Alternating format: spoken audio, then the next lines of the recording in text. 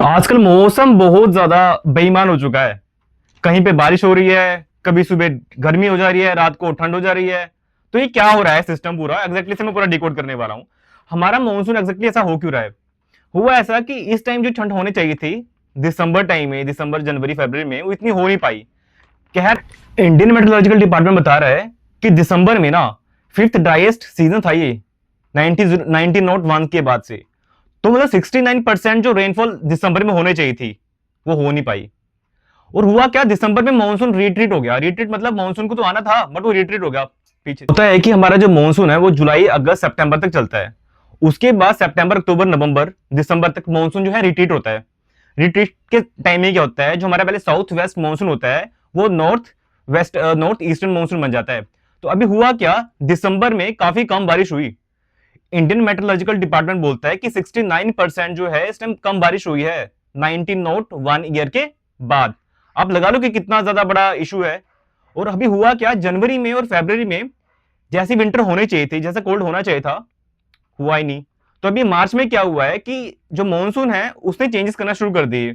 जो कि जनवरी की सिचुएशंस जो थी वो अब मार्च में जाके आ रही हैं। ये सारा इंडियन इंडियन मेट्रोलॉजिकल डिपार्टमेंट का मैंने डाटा पिक किया है। उन्होंने बताया कि अभी वेस्टर्न डिस्टर्बेंस काफी एक्टिवेट हो चुकी हैं।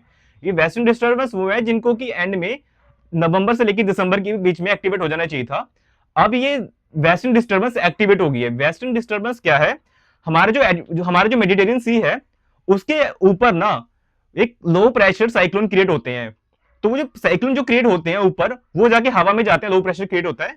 वो जाकर एयर वाटर वेपर्स में जाकर होता ये ना कि जो हमारा जो मानसून है वो जुलाई अगस्त सितंबर तक शुरू हो जाता है आना। और अब उसके बाद अक्टूबर नवंबर दिसंबर उसका टाइम होता है रिट्रीट जाने का। होता क्या है, जब मानसून आता है ना, मानसून एक विंड्स की तरह आता है। ये विंड्स होती हैं, ये साउथ वेस्टर्न मानसून विंड्स होती है जो कि हमारा जो इंडियन ओशन से चलती है वो हमारे इंडिया के ऊपर आती है, जो बारिश करवाती है। अब हुआ ऐसा कि जो जो रिट्रीट मानसून होना था, जो कि नॉर्थ ईस्ट की तरफ से वापस जाना था मानसून, वो क्या हुआ, वो काफी ब्रेक लगना शुरू होगी। तो मानसून आ नहीं पाया प्रॉपरली। अब on the same time second time क्या हुआ, जो वेस्टर्न डिस्टर्बेंस थी जो कि दिसंबर वगैरह में एक्टिवेट, नवंबर दिसंबर में एक्टिवेट होने चाहिए थी, वो जाकर अभी जाकर एक्टिवेट हुई है। हुआ क्या है, वेस्टर्न डिस्टर्बेंस में जो मेडिटेरियन सी का जो एरिया है वहां पर लो प्रेशर क्रिएट होता है। लो प्रेशर क्रिएट होने से क्या है, जो जो विंड्स होती है वो राइज कर जाती है। और वो सारी जो विंड्स राइज कर जाती हैं वो वेस्टर्ली जेट स्ट्रीम के तहत, वेस्टली हवा का जो विंड्स होती हैं जो कि सब ट्रॉपिकल लेवल में चलती हैं, ये वेस्टर्ली जेट स्ट्रीम से मिलकर और ट्रेड विंड से मिलकर ये सीधा जाकर इंडिया इंडिया की तरफ आती है। ये Iran, West Asia, Pakistan, Afghanistan को होते तो इंडिया में आती है। आते आते साथ में क्या करते हैं, ये कैस्पियन सी और जो हमारा पर्शियन गल्फ का जो एरिया है वहां से वाटर को लेके इंडिया की तरफ आती होती है। वो जाकर अभी पहुंची है इंडिया में। और हुआ क्या, जो जो की कंडीशन हमें जनवरी में देखनी चाहिए थी वो हमें अभी मार्च में देखने को मिल रही है। जो जनवरी और फरवरी का जो मंथ था उस टाइम रिलेटिवली कम बारिश हुई है। अब वो सारी जो कंडीशंस हैं जनवरी लाइक कंडीशन, वो मार्च में जाकर इब्रप्ट हो चुकी हैं। एक और जो दूसरा एंगल इसमें आ रहा है सामने, वो आ रहा है इंडियन ओशन डाइपोल का। इस टाइम इंडियन ओशन डाइपोल जो था काफी वीक हो गया था। वैसे इसका कोई डायरेक्ट इंपैक्ट तो नहीं है बट इनडायरेक्ट इंपैक्ट है, बट है इसका इंपैक्ट। और तीसरा जो सबसे बड़ा कंडीशन है, इस टाइम क्या हुआ था, इस साल जो तिब्बतन जो प्लेट्यू था ना वो रिलेटिवली कम हीट हुआ था। तिब्बतन प्लेट्यू के हीट होने से हमें बेनिफिट क्या है, ऐसा है कि जब तिब्बतन प्लेट्यू हीट होता है तो तिब्बत के ऊपर, एग्जैक्टली जो हमारे इंडिया के ऊपर ये तिब्बत, तो वहां पे एक लो प्रेशर क्रिएट होता है। अब ये लो प्रेशर क्रिएट होने के बाद क्या होता है, जो हमारे क्या है कि इंडियन ओशन में मस्केरियन हाइट क्रिएट होता है। अब ये हाई प्रेशर एरिया होता है। अब जैसे हाई प्रेशर एरिया होता है और उधर लो प्रेशर एरिया होता है, तो होता क्या है कि जो यहाँ पे हाई प्रेशर है उधर लो प्रेशर है, तो जो ट्रेड विंड्स होती हैं वो सीधा ना मेडागास्कर से सीधा इंडिया की तरफ आती हैं और अपने साथ काफी ज्यादा बारिश लेके आती हैं। इस टाइम क्या हुआ, जो तिब्बतन प्लेटू था काफी कम गर्म हुआ, मतलब कम कम, और इसके कारण बारिश इंडिया में क्या हुई, वो कम हुई। और जो दूसरा सबसे बड़ा जो इसमें कारण आ रहा है वो है El Nino year. El Nino year क्या होता है, एल नीनो ईयर में क्या होता है, जैसे क्या है, नॉर्थ अमेरिका में नीचे से ना पेरुवियन करंट जा रहा होता है, एक ठंडे पानी की एक स्ट्रीम जा रही होती है। वहां पर ना टोटली जो उस एरिया में हाई प्रेशर क्रिएट होता है पेरू चिली के एरिया में। और इधर अगर मैं लेफ्ट साइड की बात करूं, वहां पे हमारा ऑस्ट्रेलिया इंडोनेशिया है। ऑस्ट्रेलिया इंडोनेशिया में लो प्रेशर क्रिएट हो चुका होता है।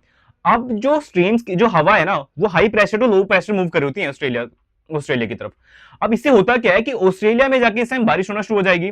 ठीक है, ऑस्ट्रेलिया के बाद ये बारिश जो होगी वो इंडिया तक पहुंच जाएगी। और ये मेडागास्कर जो हाइट था वो इसको मोटिवेट करेगा कि वो इंडिया की तरफ भी मूव करें, और साथ में ट्रेड विंड हेल्प करेगी। इससे क्या, इंडिया का मौसम बहुत बढ़िया हो जाएगा। बट अभी हुआ क्या, ये एलिनो ईयर आ गया। एलिनो ईयर ने पूरे एरिया को रिवर्स कर दिया।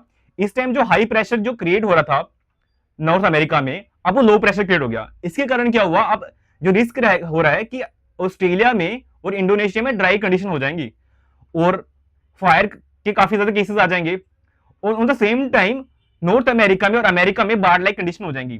तो इस टाइम ड्रोट लाइक कंडीशन चलती है, अपने साथ ना जो वाटर की जो फर्स्ट लेयर होती है उसको भी मूव करती है।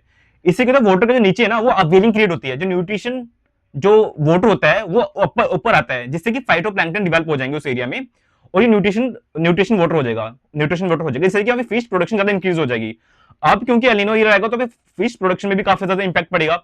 और अगर इंडिया की बात करूं, वहां पे जितनी भी हमारी रैबी क्रॉप की प्रोडक्शन हो रही है उनके ऊपर इंपैक्ट पड़ेगा, क्योंकि ये बारिश होनी चाहिए थी दिसंबर जनवरी में, अभी बारिश हो रही है जाकर मार्च में जाकर, जिससे कि जो रैबी क्रॉप्स है उनके ऊपर काफी ज्यादा इंपैक्ट पड़ेगा, क्योंकि जो रैबी क्रॉप्स है वो ठंड की क्रॉप्स होती हैं जो कि दिसंबर वगैरह में लगाई जाती हैं। अब वो जाकर कहाँ लगेंगे, अब मार्च में जाकर बारिश हो रही है प्रॉपरली। तो ये काफी बड़ा इंपैक्ट क्रिएट होगा इंडिया के लिए, और ये सारा कंडीशन क्रिएट हो रही है।